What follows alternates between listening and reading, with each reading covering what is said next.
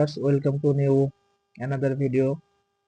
আজ আমি আপনাদের দেখাবো যে কিভাবে আপনারা মাইক্রোসফট এমএস ওয়ার্ড দিয়ে জলছাপ বা ওয়াটার মার্ক কিভাবে তৈরি করবেন এবং তার উপরে কিভাবে আপনারা লিখবেন। চলুন সেটা আমরা দেখে আসি। তাহলে আমাদের প্রথমে এমএস ওয়ার্ড ওপেন করে নিতে হবে।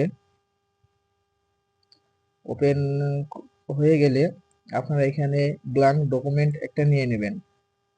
তাহলে এমন একটা ইন্টারফেস আপনাদের আসবে। এখানে আসার পরে আপনারা ইনসার্টে যাবেন।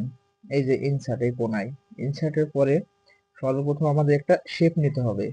এখানে দেখেন যে এই যে শেপ অপশন আছে, এখানে অনেকগুলো শেপ আছে, তাই আমি এই শেপটা নিয়ে নিলাম।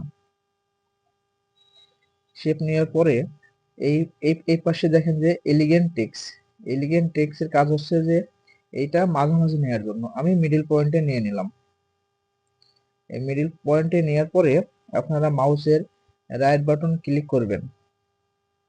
ক্লিক করে এখানে দেখেন যে সর্বনিচে ফরম্যাট শেপ, এই ফরম্যাট শেপে আপনারা একটা ক্লিক করবেন। ক্লিক করে এই ডান সাইডে দেখেন যে আপনার ফাইল এন্ড লাইন আসছে। আপনারা এই ফিলে ক্লিক দিবেন।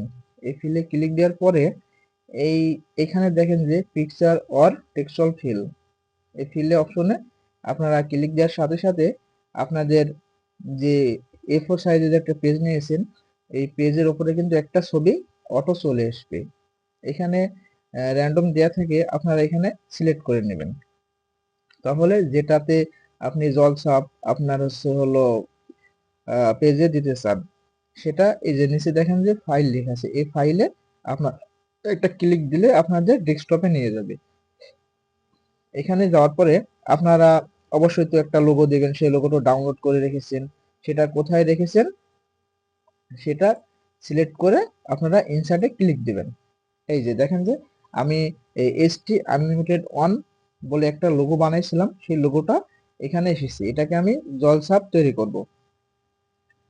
তাহলে এখানে চলে আসার পরে দেখেন যে এই যে ট্রান্সপারেন্সি, এটা আপনারা একটু বাড়াই দিবেন।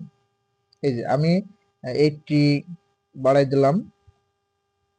মানে আপনার যেমন ভালো লাগে তেমন ভাবে আপনারা এটা করে নেবেন। আমি 82 দিয়ে রাখলাম। তাহলে এখানে দেখেন যে ঝাপসা হয়ে গেছে। ঝাপসা হওয়ার পরে এখানে দেখেন যে এই যে আউটলাইন গুলা এখানে কিন্তু রয়ে গেছে। সো এটা যদি আমরা আউটলাইন অফ না করি তাহলে তো আমরা উপরে কিছু লিখতে পারবো না। তাহলে যে টেক্সট আউটলাইন, এই টেক্সট আউটলাইনে ক্লিক করে আপনারা এটা অফ করে দিবেন।